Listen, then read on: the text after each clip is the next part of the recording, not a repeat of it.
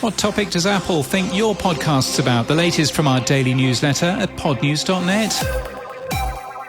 Dan Meisner from Bumper has discovered that Apple Podcasts is quietly tagging individual podcast episodes by topic. The topics are used to help Apple's search engine and are linked to Wikipedia pages and Wikidata identifiers.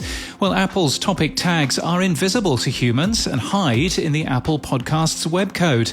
Until now, because Podnews has built an Apple Podcasts episode topic viewer to let you see what topics Apple has chosen for podcast episodes. You can give it a go today. You'll find it linked from our show notes and our newsletter at podnews.net. Acast has just announced keyword targeting, a way for advertisers to target topics and keywords they wish to advertise next to. The tool joins conversational targeting, which matches podcast content with the IAB's content taxonomy. Apple Podcasts has launched Apple Podcast Spotlight for listeners in the UK and Ireland. If you're in those two countries, you'll see Acast's Out of Home podcast being promoted for Londoners living in Amsterdam, capturing and sharing stories of inspiring people while sharing their own. Spotlight UK creators will also get up to 16 hours of recording time in central London. Audion, a French audio and podcast monetization company, has raised €6 million in a Series A funding round. That's around $6.2 million. It'll enable the company to hire 50 people in the next 12 to 18 months.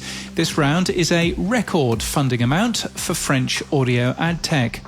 Headliner is now letting you upload your entire podcast to YouTube from your first episode to now. It's available for Pro or Enterprise users, and Veritonic has announced the annual Audio Intelligence Summit will return on February the 15th, 2023.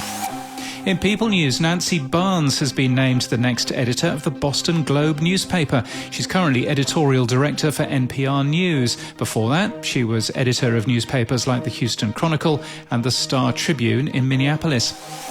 And in podcast news, Juicy Scoop from Heather McDonald has joined Sony Music Entertainment's podcast network. The Pitch has joined the Vox Media podcast network. The best soccer podcast in the world is new today from Exile Content Studio and My Cultura, iHeartMedia's podcast network dedicated to elevating Latinx voices and stories. The show is timed to coincide with this year's FIFA World Cup, which might be a drinking game for this podcast over the next week or so. Anyway, this one will guide the listener through the most memorable moments and players of the 92-year-old competition. It's also available in Spanish. After the Whistle with Brendan Hunt and Rebecca Lowe launches on Thursday from Apple News. The show will bring listeners a fun and informative take on the World Cup tournament from the perspective of two bona fide superfans. It's produced for Apple News by Meadowlark Media. Radio Lingo is new from Crooked Media and Duolingo. It investigates the impact of language across our lives, relationships, culture, and more.